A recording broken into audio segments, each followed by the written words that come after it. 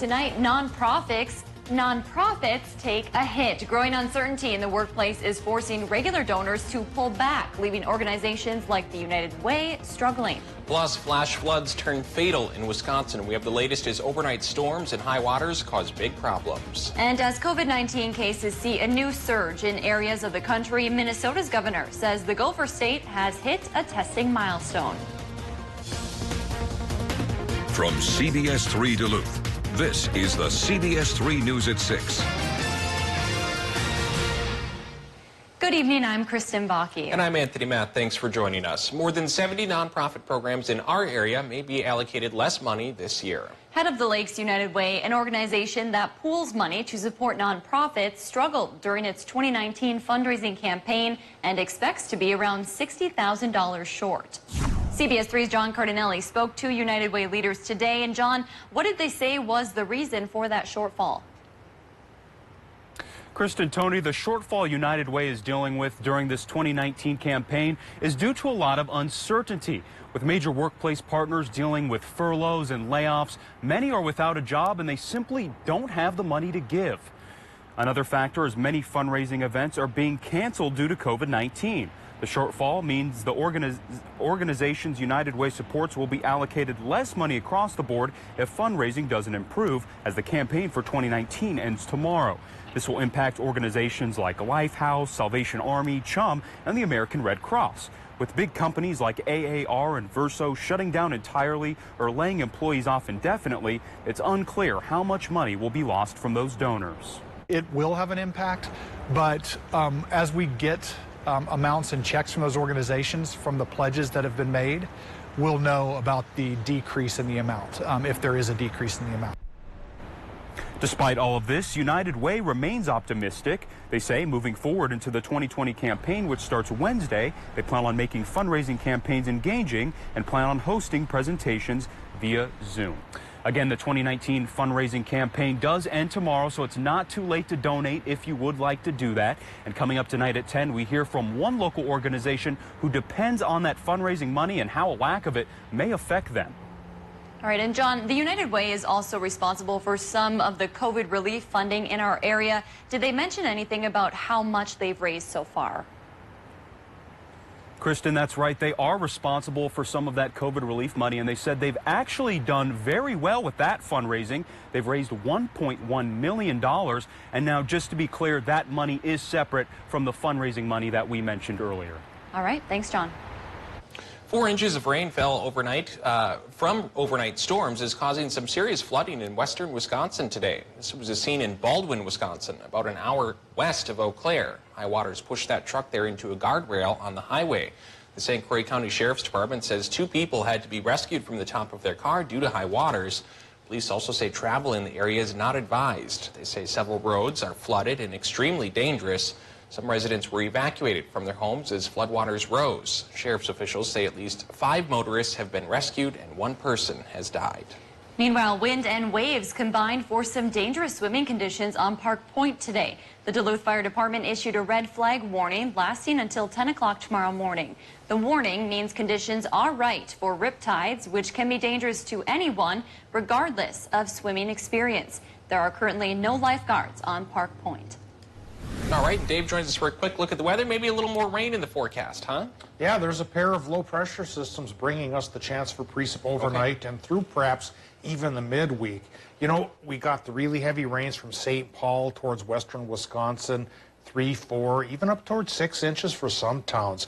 And that rain from that low pressure system you see in Wisconsin did reach up towards Hayward, where they got pretty close to 3/4 of an inch. In Minnesota, lesser amounts, maybe a couple of tenths for a couple of towns. But with 2 low pressure systems easing through the area, we have a pretty decent chance for increasing our rain totals. Here's what we're looking at then through perhaps midnight come Wednesday. Another tenth or so for many Iron Range towns, maybe even 8/10 here in the Twin Ports, almost a little more than a ½ inch towards Superior, and then 1/10 to 1/3 for much of northern Wisconsin. We need the rain, And totals like that probably won't give us flooding problems, which is a good thing. Here's the odds then for payoff on Tuesday. Tonight, the rain chance is upwards of 50-60%, falls down to 30% for tomorrow morning, stays that way through about the noon hour. Then it becomes partly cloudy tomorrow afternoon on the warm side again, 81 degrees. But this isn't the last of our rain chances. I think they could come back again on Wednesday. Following that, though, could become sunny and dry and really warm. And we'll talk about all of this with the 7-day forecast in a few more minutes. Thanks, Dave. Minnesota's governor celebrated what he described as a major milestone in COVID-19 testing today. To date, Minnesota has tested more than 592,000 people for coronavirus. Governor Tim Walz credited that to the state's partnership with the Mayo Clinic and University of Minnesota. As far as testing results go, Minnesota saw 315 newly confirmed cases today and 10 new deaths. Walz says those numbers are following a recent plateau, but still, Minnesotans should remain vigilant. So now we are in that place where that moonshot is there. We're able to maintain this, and over the next, whatever it takes, 12, 18, 24 months, Minnesota is ready to tackle this issue of COVID in quick testing, quick contact tracing, isolation, and moving on. On another note, Walz says there is no update on plans for another special session. The legislature failed to come to an agreement on several police reform issues and Walz's emergency powers during the pandemic. They were also supposed to be considering a bonding bill. All 4 former police officers charged with the death of George Floyd were in court today. Hennepin County Judge Peter Cahill said he's likely to move the trials out of state if public officials and attorneys don't stop talking about the case. The defendants have not entered pleas. 2 of the 4 officers remain behind bars tonight, while 2 others are out on bond. Here's what Floyd's uncle had to say about the case today. I'm not mad at anybody. I just think we need to fix the system. Racism needs to go. Police brutality definitely needs to go. And we need to find some kind of equality and care for each other. A March 8th trial date has been set for the former officers if they are tried together, though the judge said he expects motions to be filed for their separate trials. The next court date is September 11th. A date has been set for a key hearing as Enbridge hopes to replace its aging Line 3 pipeline. Today we learned the MPCA is expected to hold a contested case hearing the week of August 24th. That 4-day hearing will focus on the company's water quality permit and pipeline water crossing methods. Enbridge needs the permit to build the $2.6 billion project that would replace the deteriorating Line 3. A decision is expected by mid-November. Now, as we reported earlier this month, the hearing is a setback for the project's timeline. Enbridge officials said they now expect the majority of construction to start next year. They said they are still trying to do everything they can to keep the project on time. Ely voters will be asked to approve millions in funding for a major school upgrade. This August, they'll consider a $10 million bond for renovations and safety updates. Improvements would include connecting school buildings for safety and security, updating several century-old buildings, and adding classrooms. Ely voters will also vote on a property tax increase. That money would fund about half of the project, with other funding coming from the IRRB. The vote will be held on August 11th. However, early voting started on Friday. Many Wisconsin Republicans against making it easier for people to vote absentee have themselves used mail-in voting in recent elections. That includes more than 80% of GOP lawmakers who voted absentee in the April election. Liberal advocacy group A Better Wisconsin Together analyzed absentee voting records. It showed a dramatic increase in absentee voting in the April primary. Republicans fought against making that election mail-in only as proposed by state Democrats. Data after the election showed at least 50 cases of coronavirus connected to people voting in person in the primary. An update tonight as we get closer to the start of the Twin Ports Interchange project. The goal is to make Duluth's Can of Worms area safer. Today, MnDOT officials said designs are almost finished and project leaders plan to start taking bids this fall. That's also when they'll have a better idea of how much everything will cost. They've previously estimated a price tag around $343 million, but as of March, MnDOT was about $100 million short. So they had to push off the project start date. Some construction will begin this fall, but most of the traffic impacts will begin next spring. A man died when he was thrown from his motorcycle. Douglas County authorities responded to the crash around 9:30 Saturday night in the town of Gordon. They found the three-wheeled bike about 300 feet off the roadway. John Windjam's body was found shortly after. Authorities say the 62-year-old crashed while trying to go around a curve. The crash is still under investigation. Still to come on Live Local CBS 3, unexpected eviction. A popular takeout spot in Superior faces an uphill battle, but a local bar is hoping to help out. We'll explain after the break. Well, our weekend was warm but not overly humid. Today, not overly warm but getting humid. And for the rest of the week here, looks like we will be both warm and humid, perhaps uncomfortable. But rain may temper the process here, at least for the first half of the week. And we'll show you both halves coming up after the break. Live, local, CBS 3 News at 6 with Kristen Vaki, Anthony Matt, Kelly Hinson, and weather with meteorologist Dave Anderson on Live, local, CBS 3. Watch Dave, Caitlin, and Austin for local weather you can trust on CBS. During Home's Grand Opening Sale at Seasonal Concepts, take up to an extra 10% off sale prices on everything patio, plus free no-contact shipping. Shop in the store, by personal appointment, or online. The Grand Reopening Patio Sale at Home Seasonal Concepts. Keep scrolling. Ordered food. Skip headlines. Order shoes. Use AutoSend for flowers. Use AutoSend for birthdays. Don't go outside. Don't go outside. Don't leave the phone behind. No sync. Don't blink. Don't think. Don't ever let yourself feel this alive. Breathe. Ride. Hi, I'm Stephen Ray. At Miners National Bank, we offer local originating, local processing, local closing, and local servicing. For your next mortgage, apply now. minersmortgage.com. Miners National Bank of Evelyn, member FDIC, equal housing lender. We have a structure fire with injuries on Highway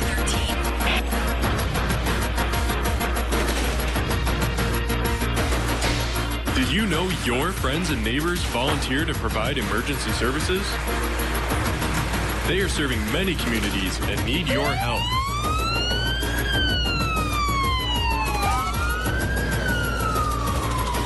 Challenge yourself. Be part of the team. Be somebody. Reclaim your life today in the face of anxiety, depression, or thoughts of suicide at Ketamine North Infusion. In our safe spaces, we want to ensure you a better quality of life with our low-dose IV ketamine infusions. Ketamine North Infusion. Be well with us. We dance for healing. We dance for one another. For connection. In ways like no other. Together. Or even apart. We are resilient. The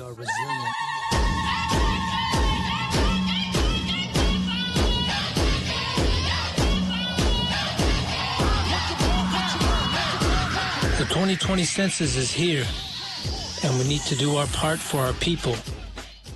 It's the final days of Home's Grand Opening Sale. Save up to an extra 10% on sale prices, plus free no-contact shipping and zero down, no interest financing for 12 months. Shop in the store, by personal appointment, or online. Hurry, Home's Grand Reopening Sale ends Wednesday. The camera's on! Let's do some television! On the next Game On. It is Joe Who do you think would be easier to take down in a wrestling match? I think I could probably take them both down at the same time.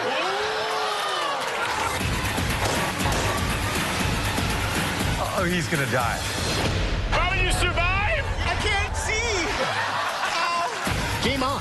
New episodes Wednesday on CBS.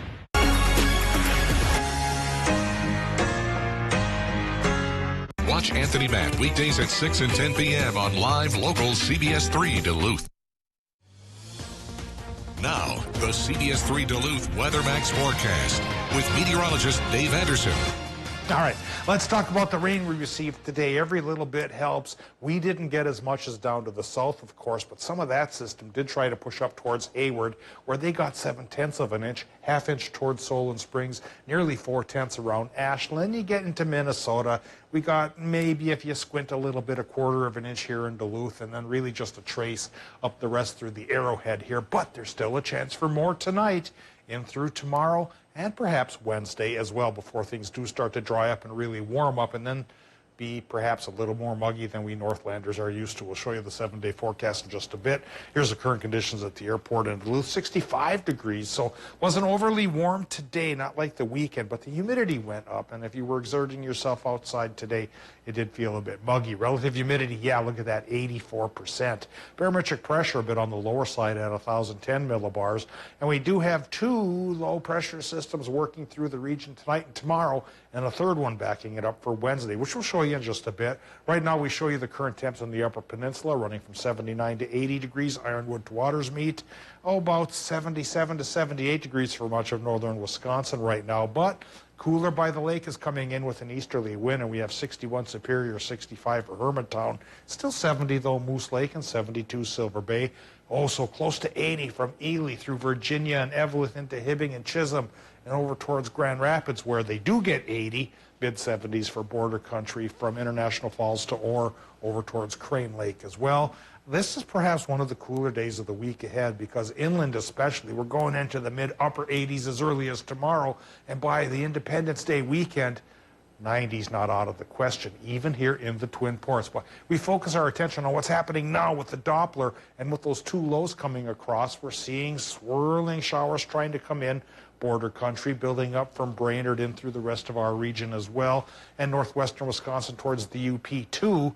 Nothing major right now, but yeah, this central system is bubbling up best, and that could bloom out and bring us showers and storms as the night goes on. I don't think we're going to see severe ones, but we could get a couple of downpours, which is good. We need the rain. So here's the 2 lows for tonight and tomorrow, and here comes the 3rd low then for Wednesday. Once we get into Thursday, higher pressure takes over, dries us up, and like I mentioned, warms us up and keeps the humidity up too. Tonight, Minnesota-wise, low temps from 57 to 65, 60% chance for more rain, 50-50 shot for Wisconsin and the UP. Lows there 62 to 66. Tomorrow's Wisconsin-Michigan highs 82 to 88, 30% chance for more morning rain, about a 30% chance in Minnesota as well. 66 to 71 right by the lake, 84 to 87 inland, and the heat stays on as July comes around the corner here. Friday, Saturday, sunny and 89 degrees for the Twin Ports. If you're going to the Patriotic March in Ely Saturday, you just might cross that 90-degree threshold. And so some folks just crave warm summer weather. Yeah. It's here. Yeah. Others dread it. It's still here. Yeah. So all depends on how humid it is for me. You know, if it's super humid and 90 degrees, that's not so pleasant unless you're on the lake. But if it's, 85 and not so humid, it should be humid. The dew points will likely be in the low to mid-60s for the rest of the week. Crank the AC. Thanks, Dave. If you got it. Earlier this month, we told you about Tony O'Neill, who cooked and served Jamaican food to hundreds of people out of his home in Superior. Many nights, there would be a line around the block. Now, he's getting evicted. CBS3's Ryan Campo explains why and how a local bar is stepping up to help. For the past several weeks, Tony O'Neill has had to act quickly to keep his business, Jamrock Cultural Restaurant, alive and money flowing to support his family. The day after our first story featuring O'Neill and his food aired on June 12th, O'Neill said city leaders advised him to move his operations to the Superior Business Center, which O'Neill says he did. But over the weekend, O'Neill and his family got the notice nobody ever wants when renting a home: eviction papers. O'Neill said his landlord claimed the lease prevented O'Neill from operating a business from the Baxter Avenue house. O'Neill says he can't find that clause in the lease and hasn't been cooking or selling out of the home since our story aired. Still, the landlord told O'Neill to be out of the house by July 25th. After a call out on social media for help, O'Neill says some good has come out of this with a new partnership. It's about growth. I think that I've been growing in a positive light the right way. The food is just getting better and better with ideas, and now that I had the opportunity from Mike, the owner of Average Joe's, I feel as though there's no ceiling. It's just going to continue to get better. Now coming up tonight at 10, we'll have more on O'Neill's new partnership with Average Joe's and what it means to have the support from the community. We did reach out to O'Neill's landlord for comment, but did not hear back by news time. Coming up in sports, a special edition of For the Love of the Game, why this 4th grader is taking the basketball scene by storm. Kelly will explain next. The 2020 Yamaha XTR editions at RJ Sport and Cycle.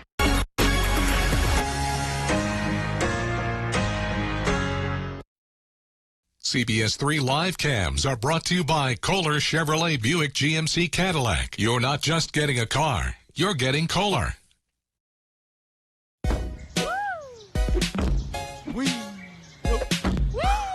We all deserve more summer. So DQ is bringing you 2 summer favorites in one. With the new Drumstick Blizzard with peanuts. A drumstick, the original sundae cone, and our world-famous vanilla soft serve. Let's fit more summer into every bite.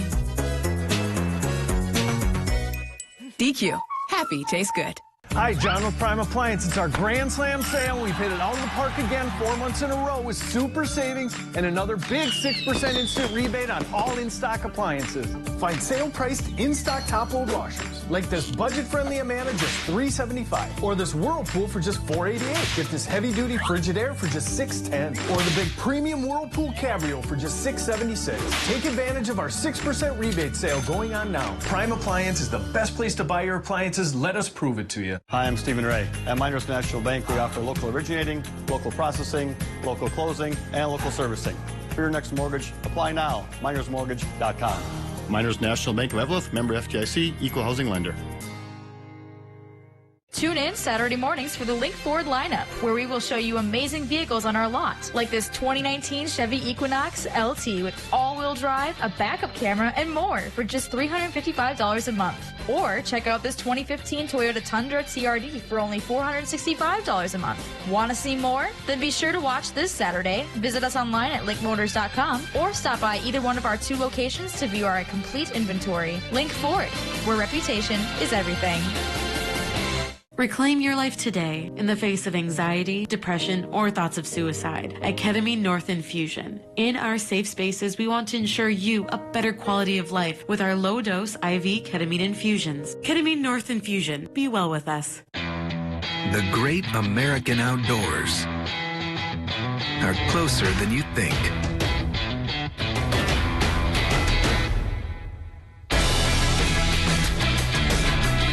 Visit a Steel dealer now and get the Built in America FS56 RCE trimmer for only $199.95. Not sold at Lowe's or the Home Depot. Pick up at over 9,000 local Steel dealers. Find yours at steeldealers.com.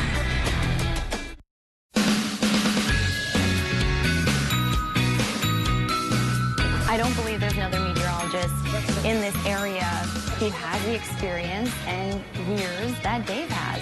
He's an Ely guy, he's local, he's been here. His experience, that's something that's really special to CBS3. He's just like this bastion of knowledge. He remembers everything. Get to know Dave Anderson weekday nights on Live Local CBS3. Watch Jeopardy at 4:30, followed by CBS3 Live at 5 on Live Local CBS3.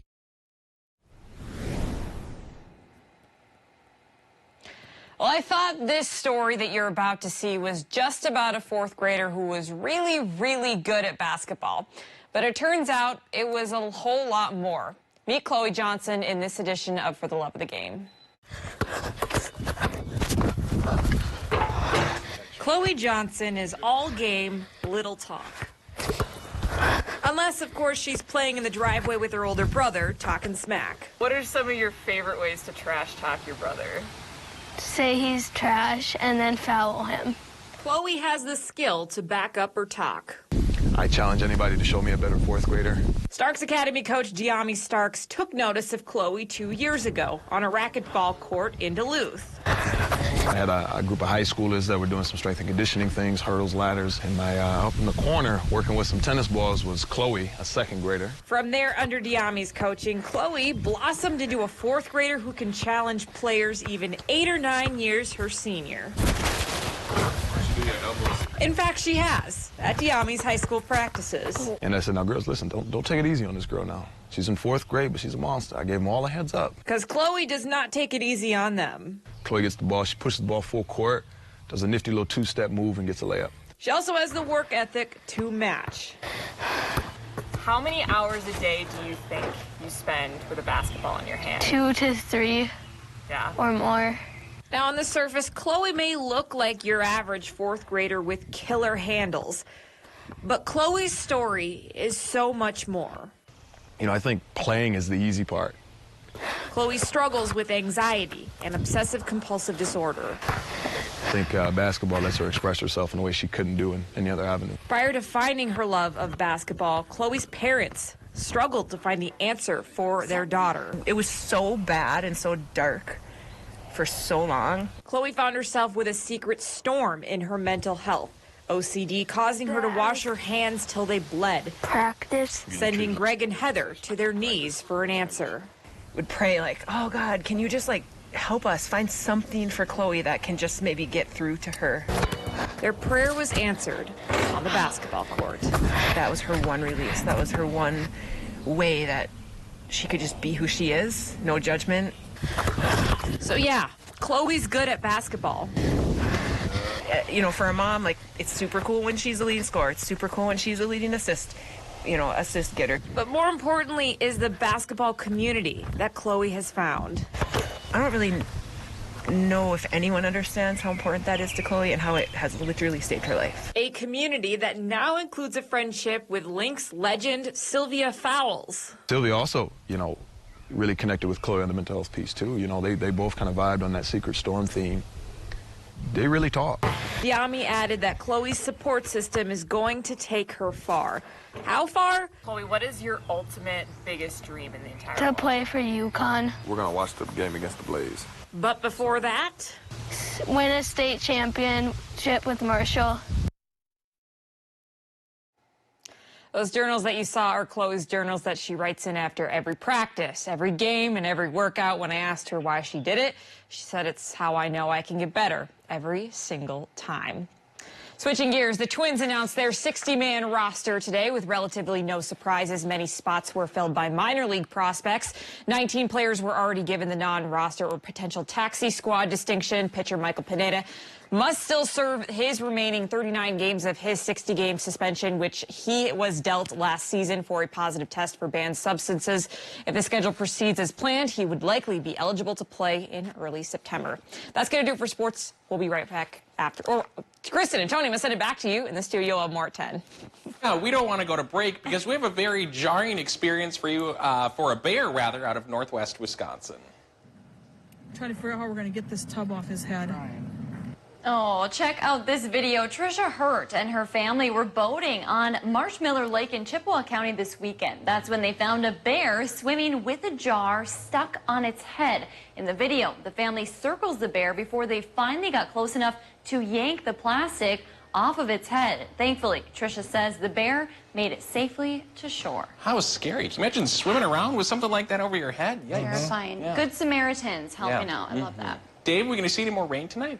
There's a good chance of it, 50 to 60% chance around the region for Minnesota, Wisconsin, and the UP. It falls to a 30% shot and sticks around till about the noon hour tomorrow. Then we get a break into Wednesday morning when a 40% shot could come back. Boy, to the south of us, they had huge storms this morning. We just had moderate ones in Hayward and light ones for the rest of the region. We need this rain. Hopefully we get it without any flooding troubles of our own. All right, thanks, Dave. Thanks for joining us. We'll see you again at 10.